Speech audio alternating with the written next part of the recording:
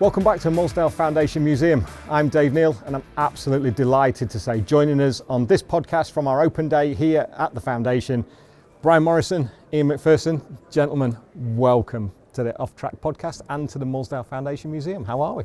Well, it's a pleasure to be here and it's a fantastic facility. I'm really impressed with everything. Yep, happy to be here, looking forward to it.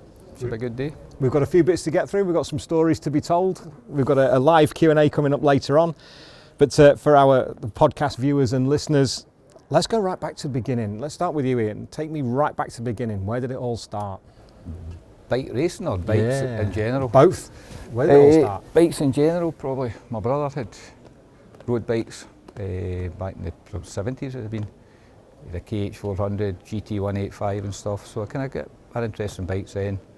Then myself, a few of my pals with off-road bikes, you know, in my school days. Get down underneath Erskine Bridge, up and down the Clydeside and stuff, just having great fun. And I was always the one that was really, really keen on bikes. And I started getting road bikes and then went to Knockhill with Richard Devine to watch a race. I've never been into racing so much. And I thought, I can maybe give that a go. I had a CBR 600 at the time, so following year I started racing, and that's what kind of started it for me. Similar story to John Crawford. I think he did a similar sort of thing at Knockhill, turned up, I think bought a bike, and then it's like, Yep, actually, I'm that's going to give this a go. Which is a completely different way of doing it back then. It was just like, turn up, if you're quick enough, you're good enough. Aye, and once you start, you get the bug, basically, and that's it. It's a hobby, and it's great, and the camaraderie is really good, and everyone helps each other. And it was just a great pastime. And I was a joiner, working as a joiner at the time, so anything I earned from the joinery back into bikes, you know, but I didn't have a clue when I first started racing. I was kind of green behind the ears. I turned up with my road bike. It's still the Hero blobs on it, standard exhaust. They told me to take the registration plate off and the mirrors off and stuff, so that's scrutineering.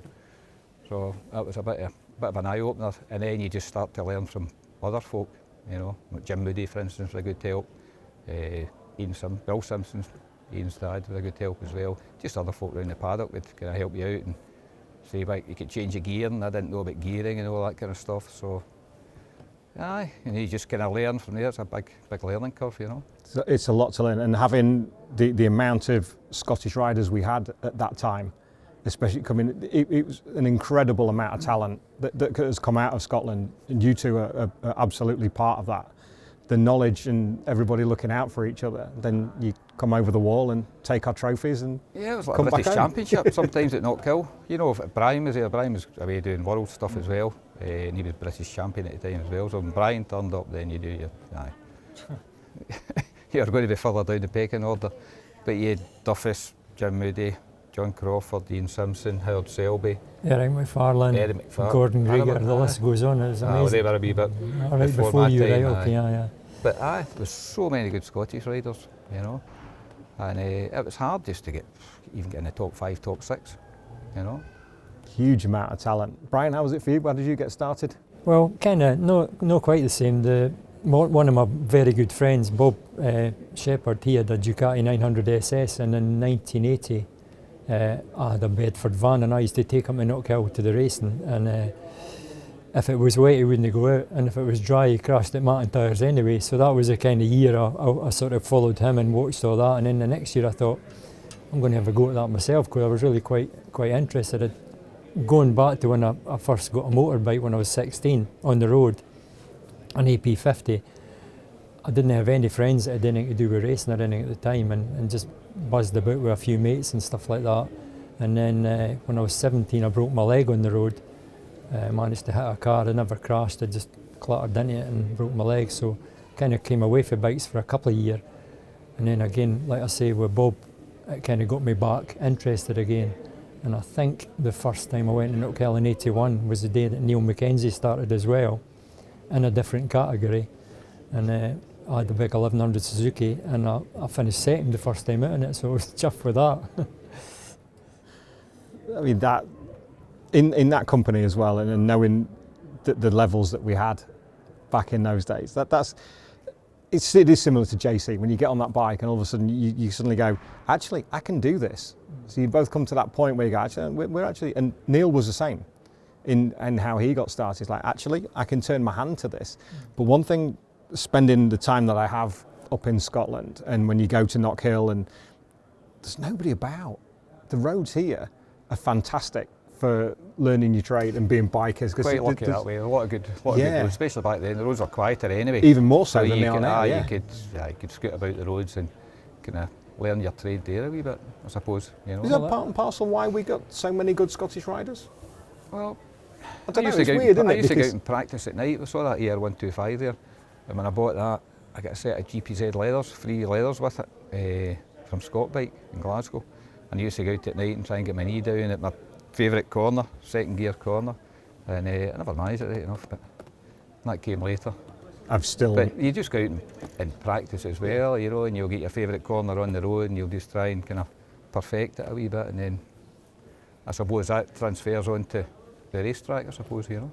And it is the roads up here, they're fantastic. We had Dave Hewson on the show last year when we were down at Thruxton, and he'd done the Land's End to John O'Groats, and he said literally once you get to Carlisle, he said it's a track day all the way up to John O'Groats. He said the roads are just brilliant, and I think there is a little bit of that from back in the day with so many great riders.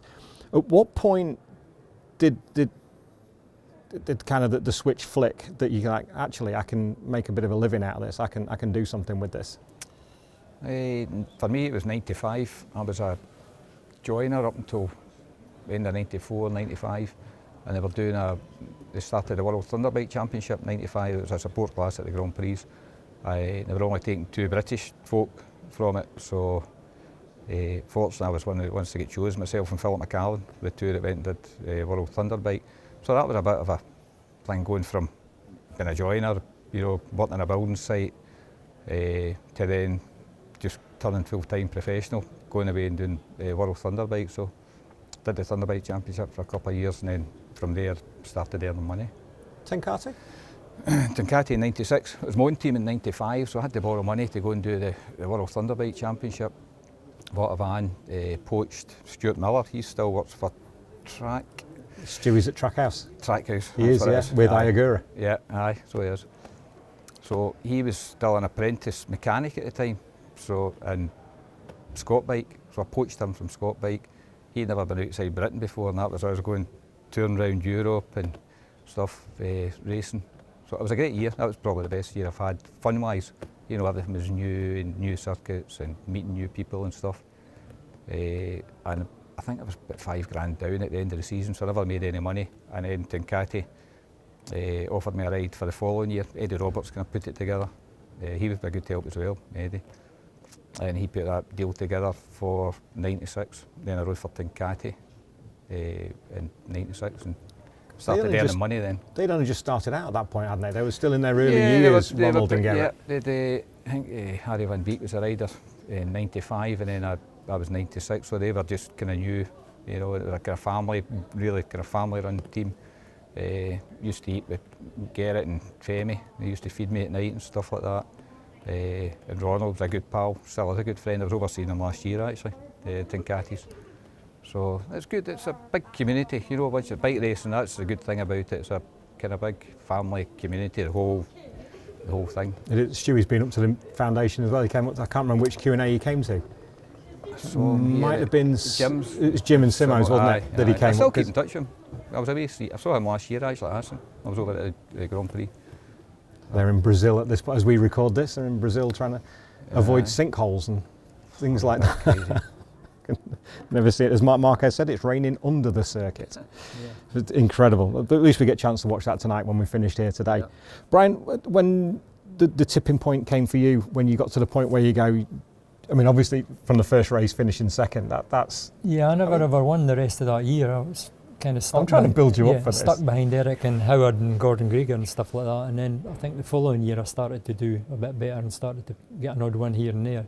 But as far as like when I sort of got really going in my career, I was made redundant in 1984, I think. So me and Ian Duffus decided to do the TT in 85.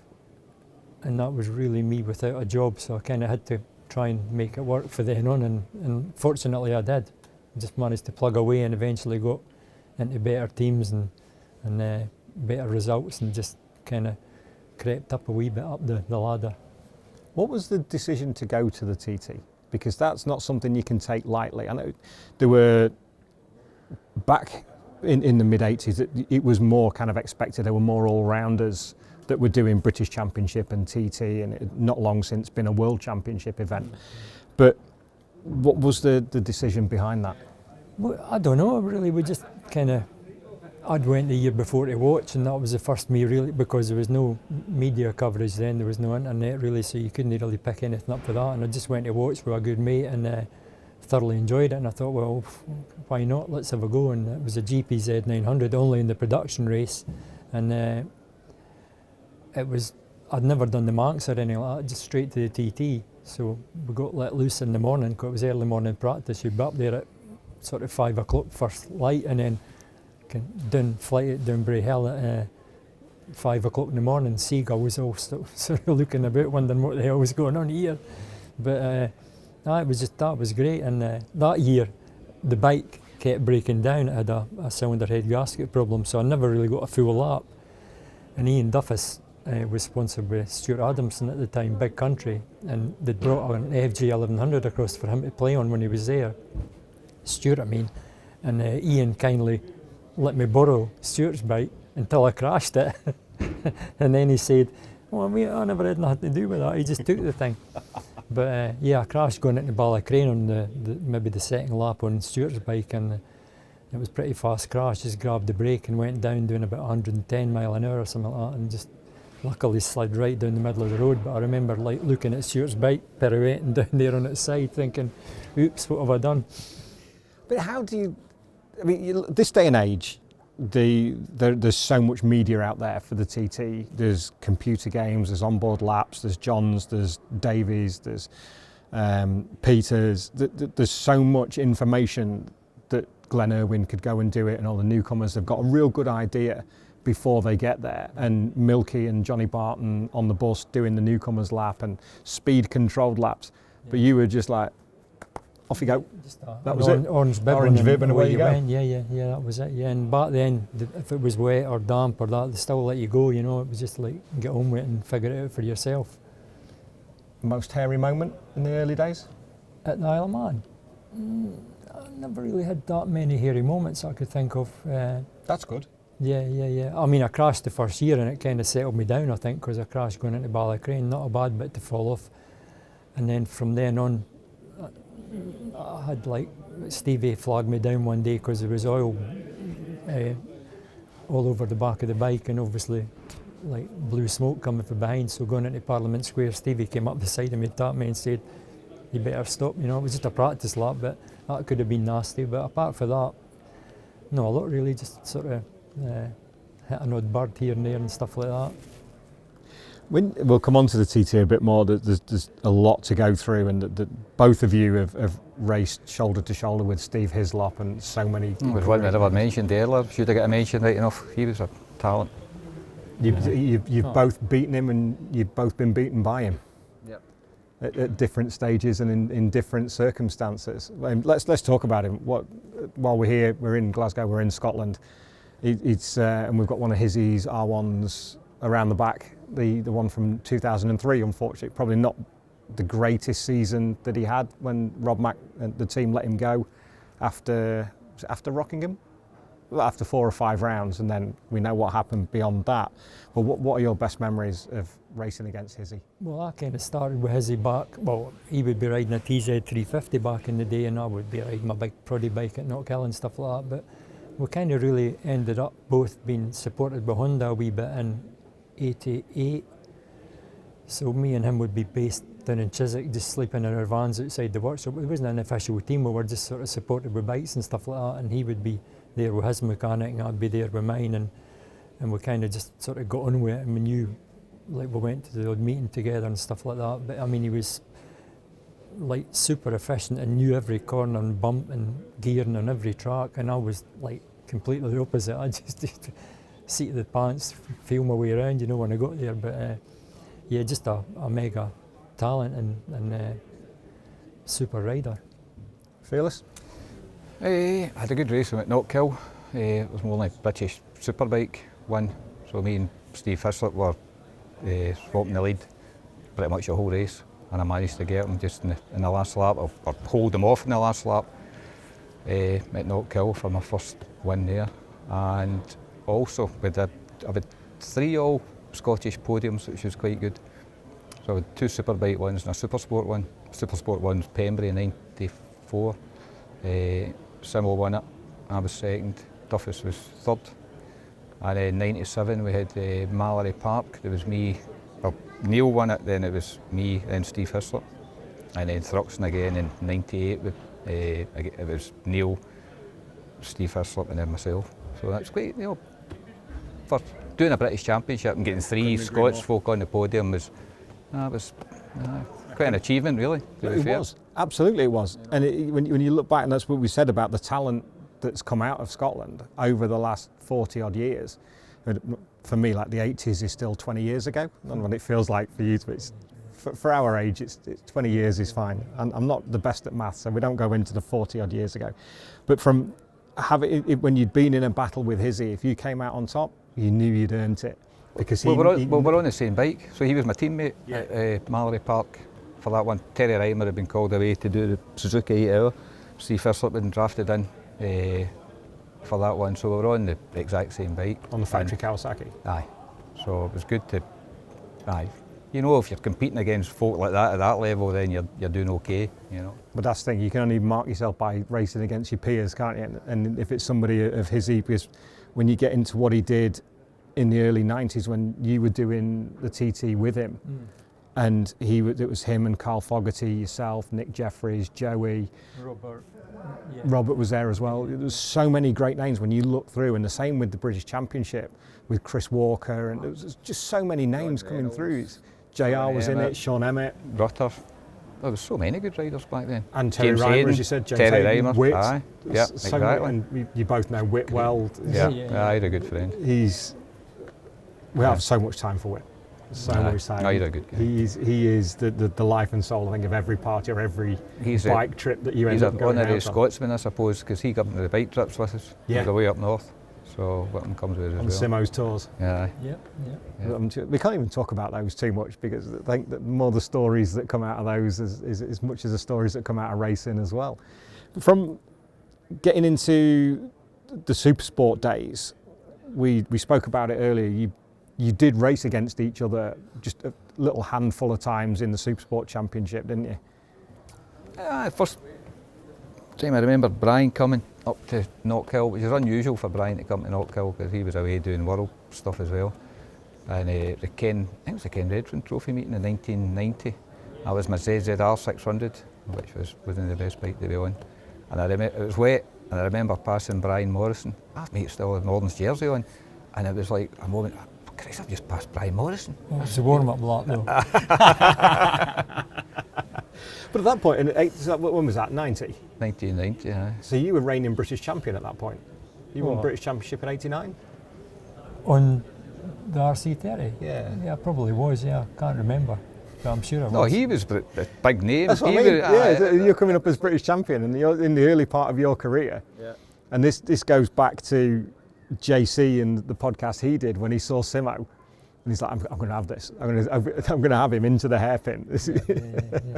Yeah, well, I had a few pinch yourself moments when I was riding against like Ron Haslam and guys like that before I kind of got sort of established, if you like, and it was just fantastic to be on the same track as like Ron and Roger Marshall was still like in the thick end, Roger Burnett and stuff like that. So it was amazing to be riding against these guys back in the day, On the Nortons?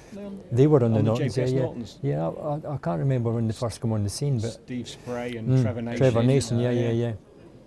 And when you got stuck behind these bikes, I mean, you knew you were in for a tough day because they'd be spitting flames out and oil and stuff like that, and they were so fast in a straight line, you just couldn't get near them. But yeah, good memories of that.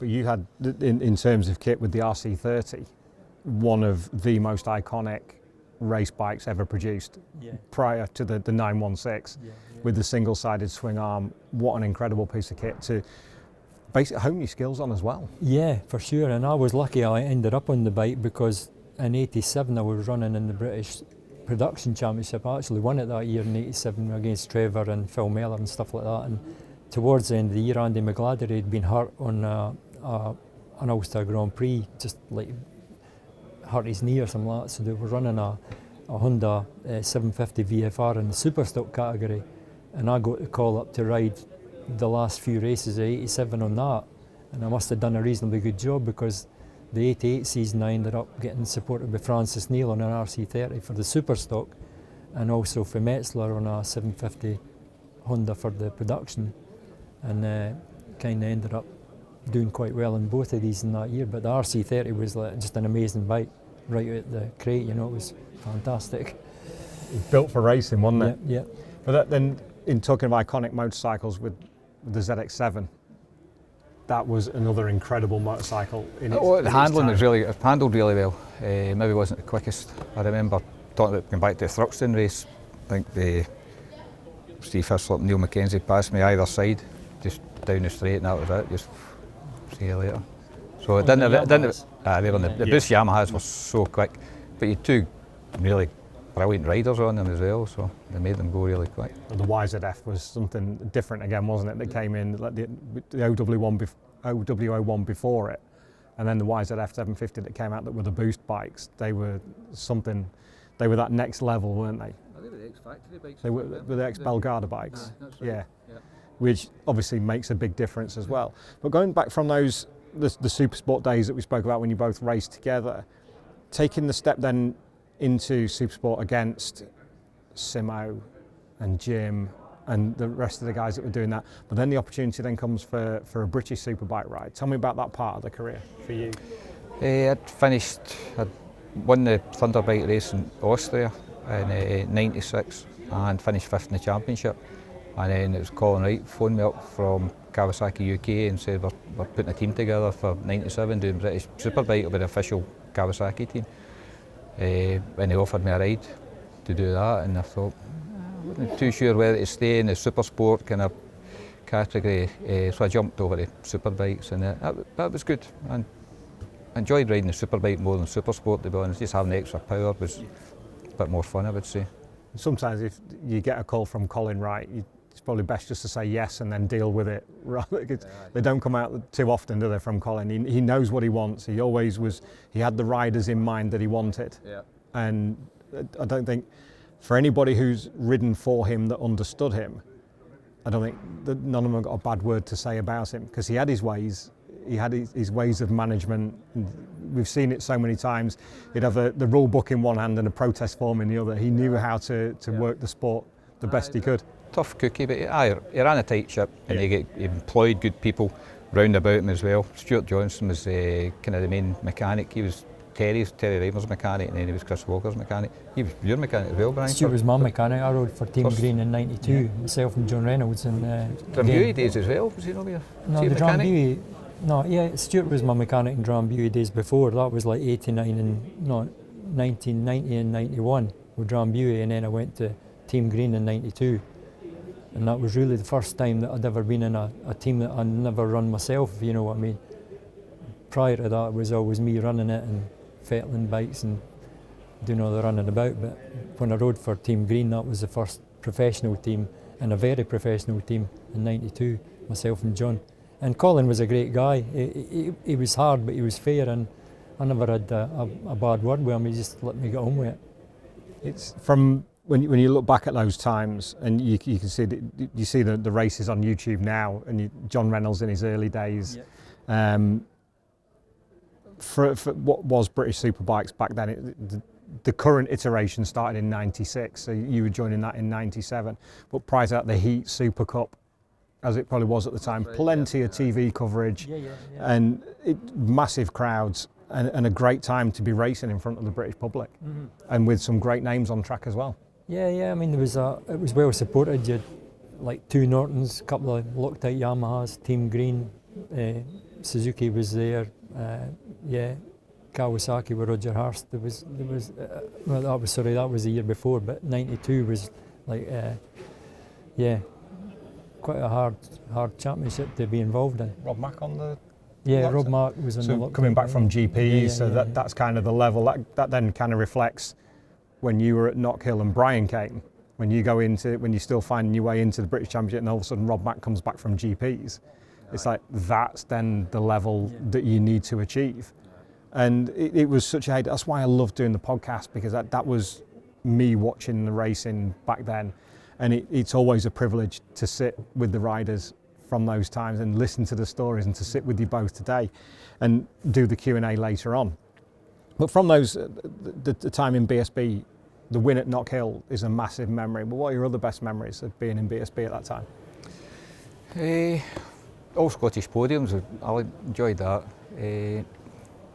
Just getting to do other things as well. You know, stuff even at the end of the season, it was at the end of '97, we're sponsored by Total, and went to an oil rig after, took the bike and helicopter up to Aberdeen, stayed in a hotel overnight. Next morning, we all jumped in this helicopter with our survival suits on, strapped the bike into the helicopter, flew out 2-hour flight out to the helicopter and did a chat show thing out there. Stuff like that, you don't, you know, not many folk get to do stuff like that. So apart away from the racing, and it was good fun. That's cool. Not many people have done that. No, Keith, he was hosting the chat show. I can't remember. Keith, somebody you maybe know him. Similar job to what you're doing. You remember? Anyway, Hewan's the only one I know. Aye. No, it wasn't. As we all know Keith well enough. No, it was good. You get to do stuff like that as well, you know, away from the racing. Yeah. So, similar thing, Brian, with Team Green back in '92 and the riders that you had, but that was a different part of your career. You'd already won the TT at that point. Yeah. And then things were starting to move on towards world endurance, and you kind of got, the world was kind of opening up for you at that point. Yeah, I had a taster of world endurance the year before, '91. I'd sort of still be running my Drambuie team in the UK, but I think Rob Mark had sort of said, oh, Kawasaki France are looking for a guy. Rob was thinking of doing it, but he was still involved with Yamaha at the time, so I got the kind of nod to go and ride for them, and that was a fantastic experience, like just getting myself down to Le Mans, meeting the rest of the team, and on that ZXR Kawasaki at the time, and they put a really good bike together, and it was just a great experience. I'd done the race the year before with Matt Oxley and Mark Farmer on an RC30 and got a kind of reasonable result, so that was kind of my shoe in, if you like, to get into the better team and the better bike, and yeah, it was great, and I had a really good association with them and stayed with them. I think, no, in '92 I didn't, because Colin Wright didn't want me to do the endurance as well as the UK stuff. So I didn't ride that year. And I think I was back again with them in '93, and I think that was the first time I won the 24 Hours of Le Mans, from memory. It was back in '93. And that was special because they had 100,000 odd people there, and mad French folk, and it was just, yeah, it was just electric. It was amazing. I can't even begin to imagine what that feels like in those times. Did you World Endurance? Did you ever? yeah, I did endurance. Yeah, you had a I little enjoyed dabble? endurance as well. I did it. I remember Spa one year with you. Oh, of Yeah, course. yeah. Here we go. Boys, carry on. Was that your first was in- time? I was in a Kawasaki team. No, well, I won the Supersport class at the Baldor in '95. It was me, Mark Forsyth and Dave Hill who won the Supersport class there. So that was the first endurance one, and then the next one I think was at Spa with you. That was '98. '98 it would be, yeah, 'cause I was in Suzuki that year, Aye. the factory Suzuki team, and I So I remember was- coming up behind Fearless. The pace car had been out and he was dithering about, I don't know what he was up to. I And, was enjoying the scenery. That was yeah. You're in a nice circuit with It looks rolling hillside and stuff Yeah, like yeah, that, and the pace car was away in front, and It was Brian just a came bit to up pull behind me in. and slapped me in the back of the helmet. Get on with it, you know, Aye. because if you drop too far behind it, everybody's going to then smoke you to when the green flag goes. But yeah, you kind of had a wee look round to see who it was, and then away we went, didn't we? Aye. No, we did all right. Well, you won it. We were Yeah, I second. believe we did, yeah. Aye. We had a problem. I think we were leading with five hours to go or something like that. And then we ended up, Brian won it, Suzuki won it. What's Spa like as a circuit to ride? Because as time moves on, we get less and less people that we can talk to, because the riders of today, unless they're doing a track day, they don't get to do it, or unless they're doing an endurance event, you Tom Wards and people like that. But it was a staple of the calendar when you guys were at your peak. an amazing track, really, really good. Usually rained. Usually 17 hours of rain we had that time. 17 hours it rained for. So we had to go back to back as well. Dorchek's, remember him? He pulled out, he'd have lost a toenail or something like that, and that was him. So it was me and Sebelo had to go back to back for, I don't know, 15 hours of a race or whatever. In the rain, aye. Oh, it was hard going. That reminds me of a conversation we had last week when it gets to midnight and you lose a rider. Oh, yeah. It happened several times to me with the Cert Suzuki team. The rider had some kind of issue, but it never showed up for 3 events. So the first time it sounded like food poisoning at midnight, and me and big Christian Lavie had to ride the whole night back to back at Spa. And I think we won it. I'm pretty sure we did anyway. And then the next event was Oschersleben, and the third rider crashed the bike at about midnight, and he absolutely destroyed it. Everything was hanging off, but they managed to get it back together. So we had to do it again, 2 of us, myself and Christian Lavie. But it wasn't really a pattern. And then the next time we went to the Ball d'Or, and the third rider packed in again about midnight, and we had to do back to back again. So for 3 24-hour races on the trot, we had to go. It's hard, aye. Yeah. You don't get a chance to sleep if that's your pattern. If you want to 15 have a hours sleep. back to back, just on off the bike, and you never even got a chance to take your leathers off. Just lie down for 20 minutes, and then they'd come and shake you, make sure you're still okay, and then you're back on the bike again. And it was like the toughest thing I've ever done was like these 24 hours when it was just 2 of you, you know. How do you adjust to that, from going from short circuit racing to going into a 24-hour endurance race? What process do you go through to make it work? You just turn up and hope for the best, really. That's all I did anyway. Some folk don't sleep at all. Some folk try and get half an hour's sleep or an hour's sleep before they're back out again. But it's difficult. Make sure you keep yourself hydrated and all that kind of stuff. I think everyone's got different ways of approaching it, you know. I can't imagine that the spike in adrenaline from doing your hour stint or however long it was going to be, to then dropping it again, to then psyching yourself up to go back again. Yourselves, Terry Reimer, all great exponents of endurance racing. But what was it like for you, Brian? Yeah, I mean, me and Terry were teammates a good few times in endurance racing, and we used to wind each other up. I think that's what kept us awake during the night, you know, wind each other up. But like I say, I mean, it's the hardest thing, and people, there might be a myth that it's not as fast as you think it is, but you probably back me up. It's you're on it, you know, night, day, wet, dry, you're full on, you know.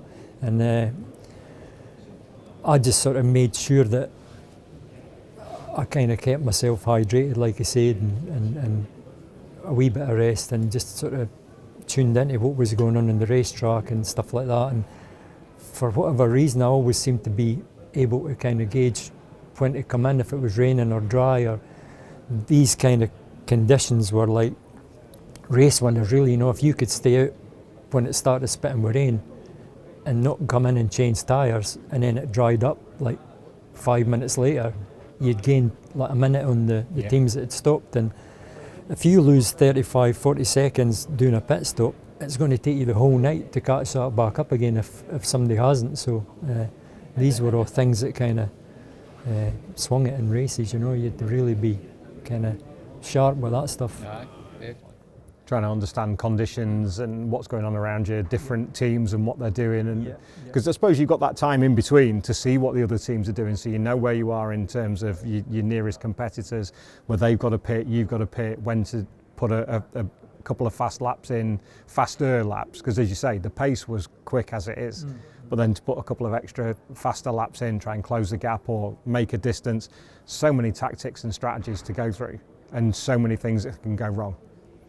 The gearing for me, I was always road shift, 1 down, 5 up. Were you road or race? Race shift. You race. Yeah. Race was better because everybody else used race. So they had to take it off, turn it around and put it back on again. And they weren't keen on doing that because it's just another thing that could go wrong. But we managed to do it. Kawasaki, France, they were pretty good at that. They had some good mechanics and they did it. But then when I went to Suzuka, they weren't keen on doing that, changing it over. So I ended up reserve rider when I was over in Suzuka. But that was a good circuit.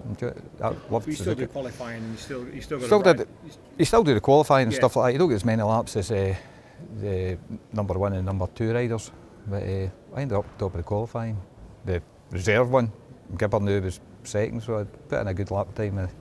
Tell me about Suzuka. What another iconic event. Oh, fantastic!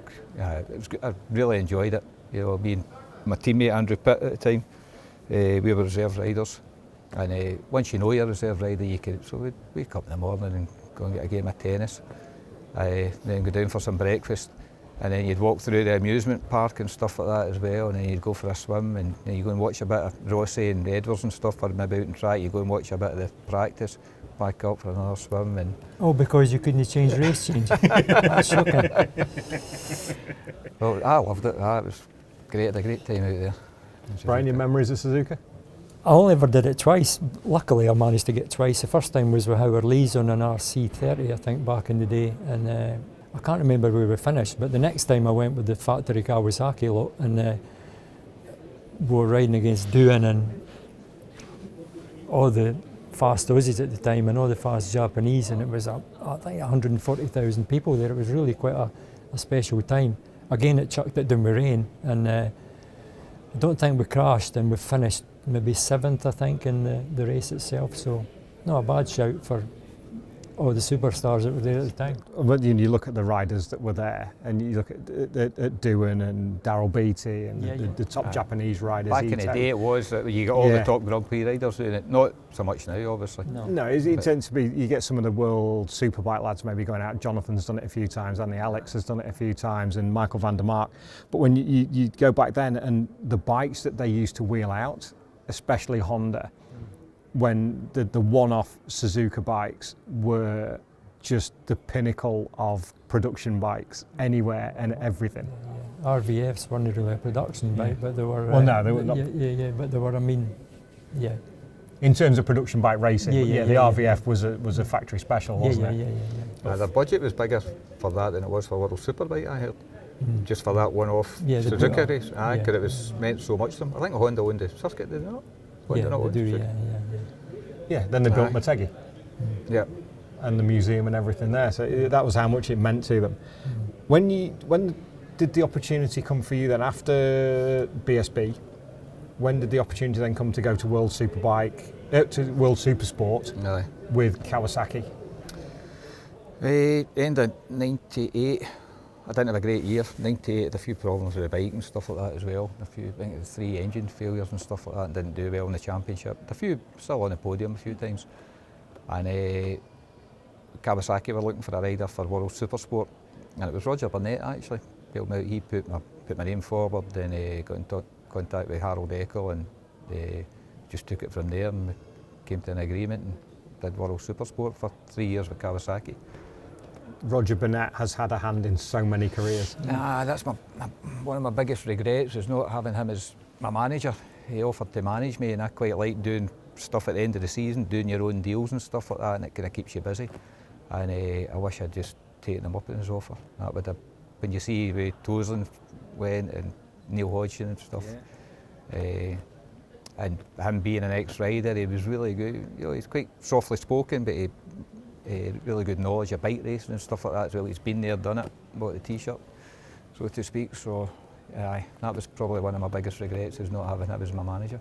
Did you ever have a manager, or did you do everything yourself, Brian? Pretty much myself. And again, who knows what might have happened. But anyway, I seem to manage fine. Just no wheeling and dealing, but it was kind of negotiating your own stuff. And like I say, I never really had a sort of proper deal until Colin flew up back in '92 and I signed with Kawasaki. Unfortunately, they disbanded at the end of that year, and I ended up on my own Kawasaki team that I run again with Stuart Johnson. And we had some not too bad results, but I kind of drifted out of the UK stuff and went and did World Superbike then.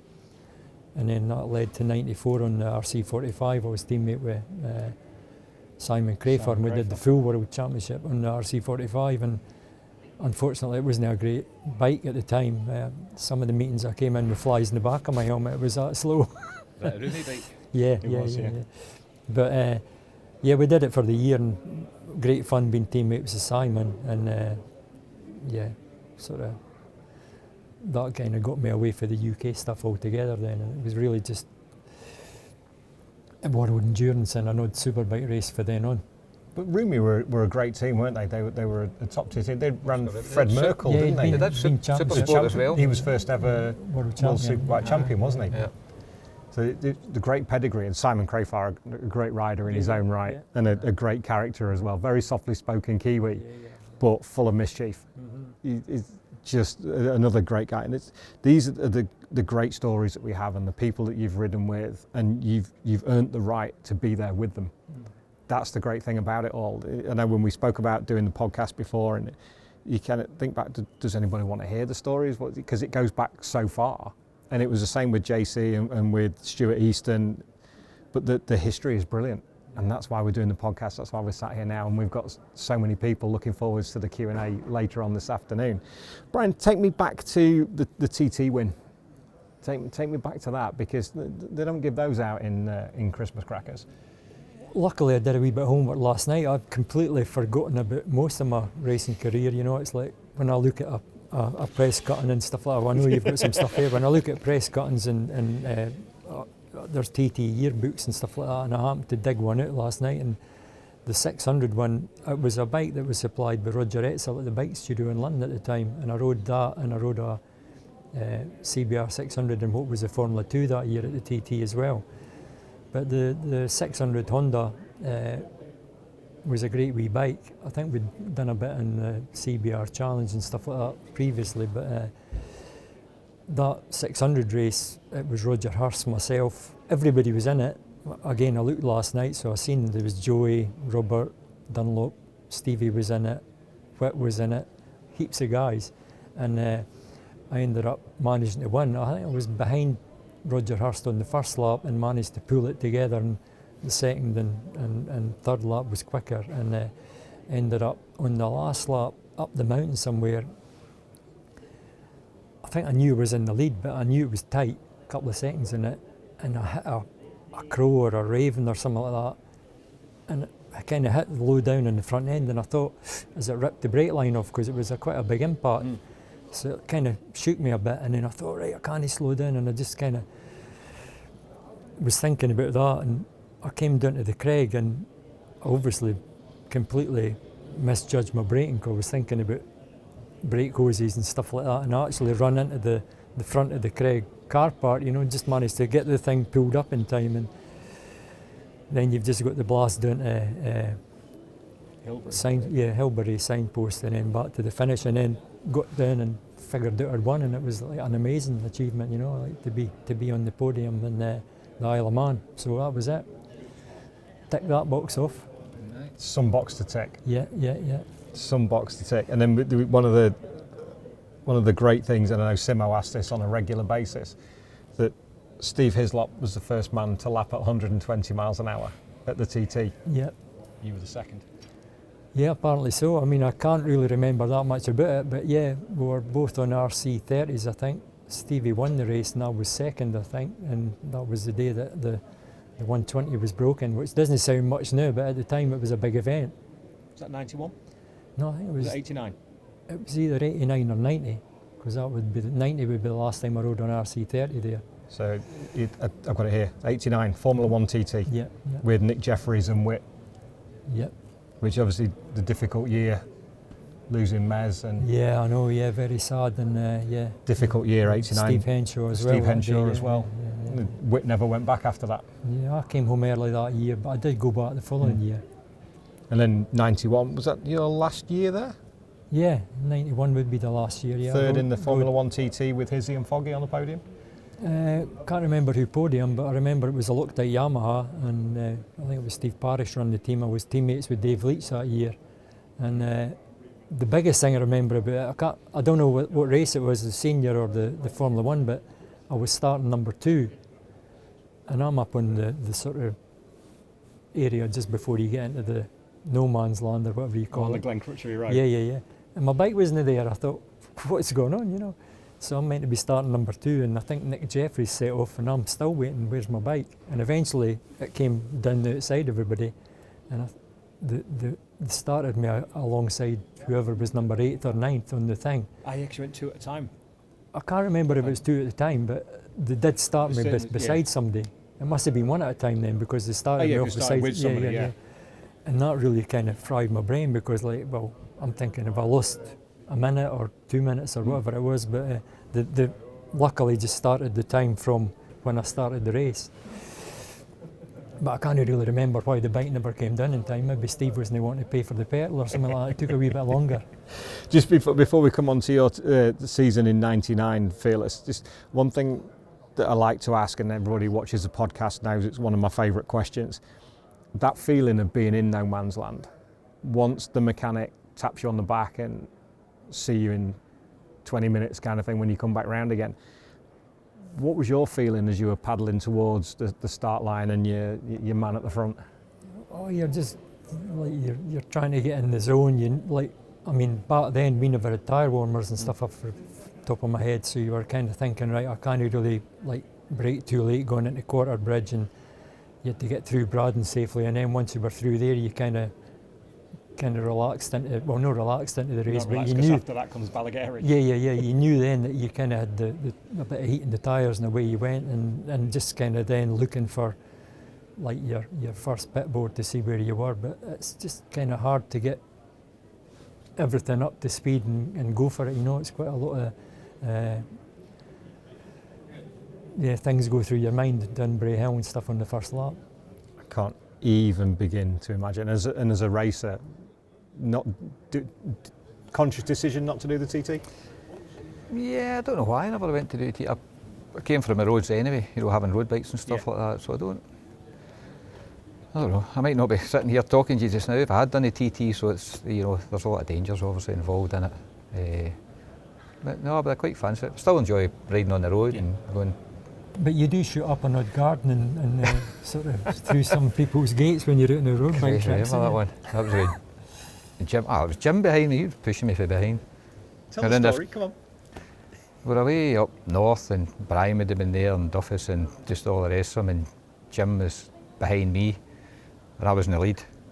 And then we got halfway around this corner, and I thought I was getting tired. It's not a race, it wasn't in the lead. No, it's not a race. I'm in my Versys 650.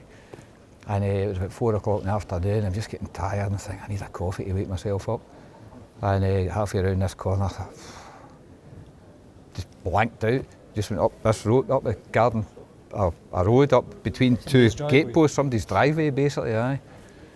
It's 60 miles an hour, and Jim's like, what the hell's he, where's he going?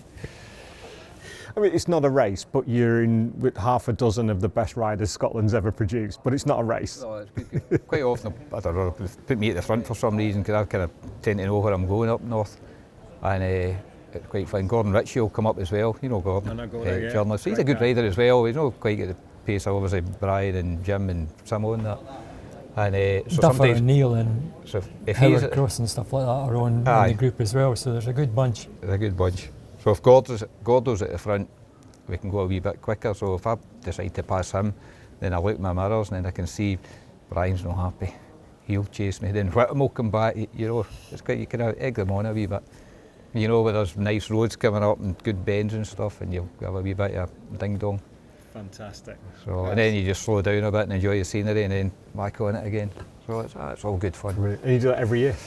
Pretty much, yeah. Once or twice a year we try and get away. So. Tell me about 1999. Tell me about Kyle Army. Tell me about that first season in World Supersport where suddenly everybody went, Fearless. Welcome to the World Championship. Well, I trained really hard for it. I remember going to the gym pretty much every day and thinking that Kawasaki have given me a chance to win a World Championship, and put a lot of effort into it. And I was ready for it, but the bike wasn't quite ready. But the bike wasn't great at the beginning. We tested at Killarney before we went there. Couldn't get the carburation or whatever right. It wasn't, but still I think finished 4th quickest or something at that test. And then we came back for the race and they had it all sorted and qualified in the front row. And managed to, with a bit of a dice with Ruben Chouse, remember Ruben Chouse? Aye. Me and him were kind of dicing for a lead, and then he slid off. And I ended up, I think I won about 12 seconds or something like that. My seat snapped, maybe a few laps to go. The seat bracket snapped, so it was like, it's a way down. But just the concentration levels were really high. I remember even passing a checkered flag and still flat out, you know. See, that was looking back over that season. There were a couple of DNFs in the season that kind of curtailed the championship. You won more races than Stefan Chambon, who was the main who went on to win the championship at the time. But what an incredible battle between the pair of you, and really. I think he only had one DNF in Austria in the wet. He slid off and he had 2 crashes, but 2 engine failures. Kind of unlucky, I suppose, because you think the amount of miles you do with your testing and qualifying and practice and all that stuff. And that was the only 2 engine failures we had. We had one in Albacete, qualified in pole by over half a second. And then the engine went after, felt really comfortable after 5 laps, the engine went. And then the other one was Brands Hatch, 2 laps to go, line second, engine went as well. So that would kind of cost me the championship, to be honest. Just, it was unlucky. You know, we didn't have any other engine problems the whole season in qualifying or testing or anything like that. So. But no, it was a good season, you know, really good. Good support from Kawasaki and good teammates as well with Lavila and Yanagawa. You know, we all got on well, just kind of just eat out together and all that stuff and do things. And went on safari as well, actually, after the Kailami race. That was quite good. So you get to do stuff like that, going back to the oil rig thing. Now you're doing a safari and stuff as well up at Pongola Dam. That was quite good, but that was a bit stupid what we did. We jumped out the van to go and see the hippos. Me and my mechanic Ralph, he was from East Germany, and we'd already just seen the lions. No, that, you know, 10 minutes before. But this is just, it's a massive safari park, and they were under a tree shading the lions, so we're not that far away from there. We jumped out the van, walked down about 100 metres down to the edge of the lake to see the hippos. And I'm thinking, it suddenly dawned on me, I think, what the hell am I doing here? This is crazy. You know, the eyes are popping up, and I think, and then I'm thinking, Christ, this is really dangerous. And then I looked at Ralph, and I saw, he's got flip-flops on. And I had my Nike running shoes on, and I thought, at least I can replace the mechanic if I need to. So that was it. So kind of made a quick getaway, but we got back to the van. But the lions could have come down and taken it as well. You could have got it from both sides. I mean, hippos aren't the most gentle creatures at the best of times. They're huge. No, they're worse than the lions, I think. They take more folk than the lions, I think. Was Ian Wheeler your press officer at that point? Was he in the team at that point? I don't know, about 99, maybe 2000, I think he came in. Along? Yeah, or maybe he was in 99 and it was 2000, it was a German guy. I can't remember his name, it's terrible. So, we had different press officers. But it was a good team, really good team. We played a lot of golf and stuff like that as well. Me, Gregorio, Andrew Pitt when he joined the team as well, Akira, Harold Eckel, really good. So, still keep in touch with the mechanics. Martin Gott was a mechanic, he was from Austria. So I still keep in touch with them all. The times, we'll come back to the super sport side in a second. Brian, the world endurance side for you was, that was then the catapult to world champion status. You won Le Mans 4 times? Yeah. With 3 different manufacturers? Yeah. Boldor 3 times? Yep. And then world champion 96? 96, yeah. 96 the world Kawasaki endurance team, champion? Yeah. What an incredible career away from the UK, and obviously with the World Superbike side of it as well with Rumi, but that was your focus. Yeah, I was lucky enough endurance. to be in the World Endurance Championship and be in good teams. It was always like the French teams were always heavily supported with Japan and stuff like that, so I rode for the Kawasaki team first. Then I went to, I think I did Le Mans with Honda on an RC45. I actually won a race in an RC45, the only time I ever won. And was that a dry race as well? Because I think I know it was Simo that we were talking to, I can't remember who it was, that the RC45 I think only ever won 1 dry race. Maybe in the British Champ or the World Championship, not the World Championship. At one point, the RC45 had only won one dry race. Yeah, British Championship, a lot of folk crashing on the RC45 when it first came out. Yeah. Anyway, it was Honda France at the time, and I managed to win the 24 Hours of Le Mans and rode for the team that year. That would be 95, and then I went back to Kawasaki in 96, and I won the World Championship because it was the rider at the time and not so much the team. So I'd collated more points during the year, so I ended up winning the championship on my own. And that was quite a special thing. We went down to Seville that year to get the World Championship award at the end of the year, and it was, I think, Doohan and Biaggi and all these boys were there. And yeah, it was quite a special thing back then. The FIM Gala and what they do, Yeah, all the world yeah. champions from every discipline. Yeah. So it was good. And then for 96 and 97, I was still with the French team on the Kawasaki. And then on the year after, 98, I went to the Seat Suzuki team, who are probably the most winningest team in world endurance. I rode with them in 98. I think we won the Ball d'Or, myself and Terry that year, and Peter Goddard. 99, I was with the Yamaha France team, and that was with Jeremy McWilliams and Neil McKenzie as my teammates. That was a laugh. These boys are super fun. I don't think we really got a result. I never ever won anything on the Yamaha, but with great fun anyway. You had a good time regardless. Yeah, really good, yeah. And as I say, that sort of endurance career took me right up to 2003 when I finished with Suzuki and won at Le Mans, and had a great sort of final year. But the thing I remember about 2003 is that a real nasty crash at Le Mans. The pre-Le Mans qualifying, we'd ridden all day getting the bike set up, and in the last sort of hour they wanted to keep sort of trying tyre combination, and going up into turn one, flat out in top gear, just tipped in, and I just heard like this noise, and the next minute I was like barrel rolling through the gravel, you know, like really kind of. And what had happened is the front tyre had blown out pretty much flat out into the first corner. So I was really lucky. Alberto Puig. That's a fast corner. That's a fast corner, turn one at Le Mans. Yeah. So it turns out they were 170 miles an hour? It's flat out. Yeah, they were only meant to run that tyre for 60 laps or something, and they'd done 80 or something like that, and I ended up barrel rolling up through the gravel, and luckily I didn't break anything, just beat myself up, and then we went back the following week and we won the race. So yeah, it was quite a scary crash. That's a scary crash. But and speaking of scary crashes and going back through, you crashed at 154 miles an hour at Alton. Was it Alton? Was it Snett? Or Clay Hill, Alton Park. Yeah. Yeah, you've crashed at the one before. I remember seeing you on the television, the fourth gear right-hander. Oh yeah, before Clay Hill. Yeah, they've got a chicane in there now, but before that it was Knickerbrook. Like, Knickerbrook before then, yeah. Knickerbrook before you go up over the top of Clay so Hill. You've crashed here, and then I went up over Clay Hill, just notched it in at sixth gear and just ran a wee bit wide, and I was on the grass, so, and it just, I was 100, the telemetry said 154 or something, so. Which but it was, I believe that corner's called Water Tower. Is it? Yeah. I can't remember who crashed there in BS. I can see his face now, riding a Honda, and he nearly took the cameraman out. Right, okay. At the same point, they've moved the camera point now, because it's just at that point where you come over the top of Clay Hill and you run out to the outside to the right-hand curb. Yeah, that's right. And then you've got a left-hander after that.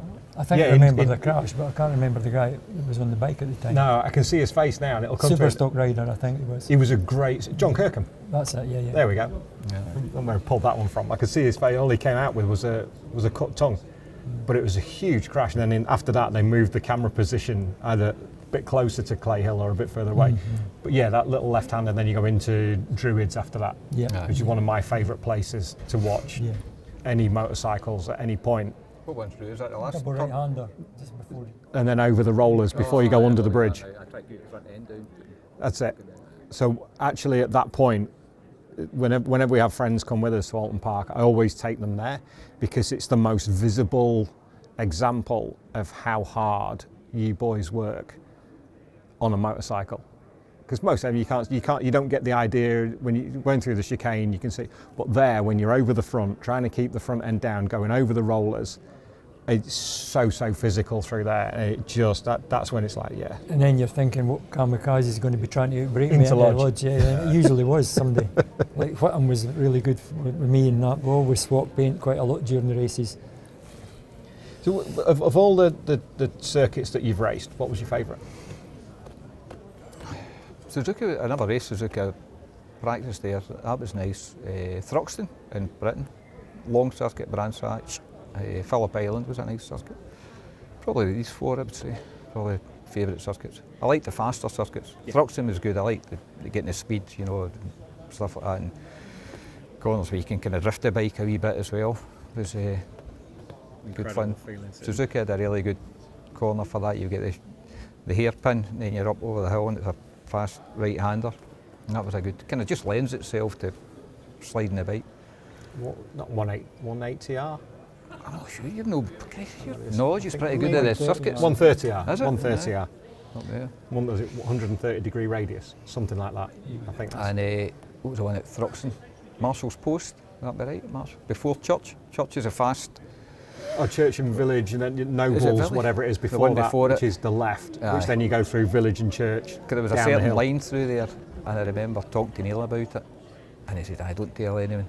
So it was actually only me, Neil and Hizzy that actually had the good line through there. You could make up a half a second or whatever, 2/10 of a second, just with a certain line through there. The year I rode with Team Green there, 92, it was like the first practice for time practice, and it was wet, and I remember going through that right-hander before you get to Church and run through a puddle, lost the front. I thought, oh shit, I'm going to have to get back for my spare bike, and as I slid across the track, my elbow just went right down the rumble curve, and like I just heard all this crunching and growling and it snapped my elbow that day at Thruxton. So yeah, if you want to talk about crashes, we could be here all day, but that was one of the kind of yeah. That's a fast place to do it. Yeah, to get pinned and wired and missed a couple of events that year, but in terms of favourite circuit? I'd say Donington probably in the UK, because if you get Donington right, you're sort of on it. There quite a lot of technical bits there, and probably for on a broad track, be Spa. Spa's amazing, you know, like just all the sort of big fast corners. Can't remember their names, but aye, pretty special place. Mixed memories for you at Donington Park, as we were talking about earlier on. With the calipers falling off, going into Melbourne Loop, that wasn't a good memory. I was okay, right enough, I wasn't really injured, but I had a few crashes at Donington.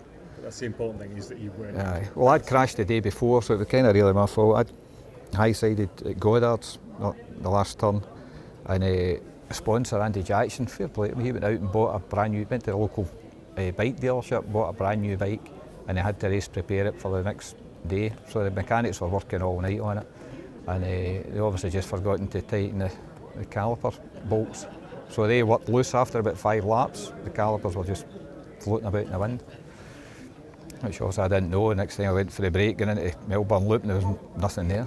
So when I was doing my research, when you look up what you've done through your career, one thing that does come up on the search, and when you start digging deeper into it, sports psychology. You were one of the first riders that actually turned to a sports psychologist. I should have kept going. But actually was also public about it. Yeah. Whereas it's kind of a little bit, nowadays, you can see it as a weakness. I think at the point. Yeah. But everybody wants one now. But you were one of the forerunners for it. Tell me about that. I was just struggling He for. said his workout with you all day at the time. It's well paid. I was struggling for motivation in 2003, and wasn't really enjoying the racing so much. And it was Andy Binning. It was actually, he's a physio, and I'd been to see him for a few things. It was actually Jim, and Simmel goes to him as well, Andy Binning. And I was telling him I'm not really enjoying the race and I'm struggling for motivation and stuff. He said, my dad does a bit of sports psychology. I said, I'll give it a go. So I went to see him up in Stirling, and he just went through everything. What do you normally do? I said, well, I get there, normally walk the circuit, I'll wash the motor home, I'll walk the circuit and go and see mechanics and make sure everything's... he said, well, just do that again, just make sure you do all the stuff that you normally do. Have a bowl of fruit sitting next to you on your way down to Monza, was the next race actually. And have a bowl of fruit, your water and stuff like that, and walk the circuit, wash the motor home, go and see the mechanic, do all that kind of stuff. And we got to Monza, and I managed to get back on the podium again, so I finished third. So that was the first ever, according to Johnny Towers, that was the first ever podium that RST Leathers had got as well. I didn't know that, it was Johnny Towers told me that. So. I didn't need a sports psychologist, I just looked at the prize money and that was motivation for me. I mean, everybody needs motivating in some way, shape or form. Yeah. I'm only kidding, but the last You're no kidding. the last bike trip we did up north, there was me and Neil and Fearless and Otto sitting having a laugh and a joke. With somebody bought the tea, and then we got on about who's the tightest, and A group of Scotsmen talking about I who's the wasn't- tightest. well, Neil was wasn't me offended anyway. because Neil was offended because I sort of said it was him, and nobody backed him up, so he kind of went all quiet after that. I turned out I was the second tightest, but it doesn't matter. It was just a laugh. It might be a tie for first, I think, Brian. You think so? It could be. It's close. I think It's close. Neil just shades it. Once I remember coming back, I think it was one of the endurance trips we were on. We came back to Charles de Gaulle Airport and we were flying business or whatever back to Scotland, and we were in the lounge and I heard all these bottles and everything clanking, and it was Neil. He'd been over and emptied the wine cooler, you know, on the way back for the race. That was back before you could take all the stuff on the plane, of course. But I remember saying to him before we were I think we went out to dinner after the Mackenzie event back at the end of January, and we were talking about flying business and things like that, and he said, I'm quite happy to fly cattle class. You still get there at the same time. yeah. You don't get there any quicker. It's like, why am I spending an extra amount of money to be able to do that? It was like peak Mackenzie. When with the sports psychology, you mentioned it earlier on there, but when you're not enjoying it, one thing that is very admirable is knowing when to stop and stopping on your own terms. Yeah, that was 2004. I did a wee bit here and there, did some World Super Sport, World Endurance, British Superbike and BSB stuff, and I with just, ETI, I knew that was me, kind of finished with it. So end of 2004, that was me, just finished with the bike racing. And then walked away. Aye, joined the fire service. Did that for a year, and then went back to bikes for a couple of years. It's difficult retiring, because you're that used to, when I was in the fire, so I was based up in Perth, and you're in there and you keep thinking, I should be somewhere just now, you know, your mind's elsewhere. You think, I should be at Misano or Jerez or wherever it would be, another racetrack. So it takes a while to get over it, you know. You're speaking to Jim about it, Jim Moody, it does takes a few years to kind of get it out your system. There's nobody there It's to tell you. so weird, you know. When you've been in factory teams and everything's done Aye. for you, you've got your itineraries, you know where to be and what you're doing. Yeah. And then all of a sudden you're out on your own. And I think it's one of the least talked about side of motorcycle racing is once you're done. I think sportsmen, or Sports in women general, in yeah. general, I Yeah. think, it's difficult when you've been channeling that much energy into whatever sport you're doing, and then just to stop. Took a wee while to adjust, I would say. So I went back to bikes. I was teaching, did a bit of tour guide around World Superbike and MotoGP and stuff as well, and get fed up with travelling, so got a normal job again. On the train, and here we are. Aye, that's it. We're going to be in front of a live audience later on. Aye. I can't wait. For you, Brian, and I've not once called you Fritz. Where did this Fritz come from? Oh, it was a nickname for school. It stuck for a few years, and it's taken me 50 years to shake it off, but you've just resurrected it there. I'm going to blame our friend Duncan Vincent for that one. It was DV that threw that one in. In terms of when your career came to an end, the last race for you finished on the podium at Macau. That's right, yeah, 2003, yeah. So I raced from 1981 to 2003. I don't know how many years that is, but it was quite a lot. 22 or 23 years, yeah. And I was riding for the Suzuki Endurance team at the time, and it was an endurance bike I'd taken to Macau that year and finished behind John and Michael Rutter. I can't remember what one of the two won it, but it was a good race. And I mean, there was a load of good guys there at the time, Stuart Easton, Locher, yeah, they were all kind of in the race, and it was a good way to finish, really. And I had a deal to go to the endurance team the following year, but I just thought, well, I've kind of done everything I've wanted to do in bike racing and achieved quite a lot, so I thought, well, now's a good time to quit. And myself and Ian Duffus both finished that day at Macau in 2003. Yeah, the same day, yeah. So I started with Neil Mackenzie in 81 and finished with Ian Duffus in 2003. Incredible. And what was Macau like? Because you hear so many stories that people can tell, and then we turn the cameras off and then you get the stories that you can't tell, especially going back through the years with Tuxworth and Hewen and some of the stories that came out back then. Mike Trimby put all the event together, didn't he, at the time? Yeah, Mike was great. I mean, he run that event for a number of years, and he would sort of make sure he had a sort of decent level of rider going, and everybody was sort of towing the line on the racetrack, because that was his paramount kind of thing. He didn't want anybody getting hurt, and whatever happened at night and during the course of the time you're there, he wasn't really caring about. So yeah, there was quite a lot of stories about stuff like that. Can't really tell you much about them, but yeah, you'd be just be getting up to go out in the morning, and your mechanic would just be getting his clothes off, ready to go to his bed. You know, it was that kind of thing. Plenty. Do you ever make it out to Macau? No, never been. No. It's one of those events. When you go back and you look at what was available at the time, the Ulster and Macau, there's an equal number of road races that you could go and make money on, but the level of competition was just insane. Yeah. It was meant to be a holiday race, but it wasn't when the flag went. You know, he just sort of.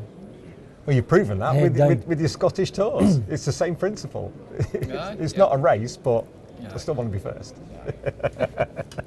Gentlemen, this has been an absolute privilege. We've got to call it quits now. We've got to go and grab some lunch, and then we'll sit up in front of the audience and do a similar sort of thing. I think we've got Ian Simpson joining us on stage for the next one. Thank you, gentlemen. I've enjoyed that immensely. Hopefully you have too. Yeah, I know you're a little bit better than you Bring expected. back some memories. Yeah, finding a memory. We'll throw a few more memories up on stage. But ladies and gentlemen, please join me in saying thank you. Brian Morrison, thank you so much. Thank you. Fearless, thank you. We'll catch you next time.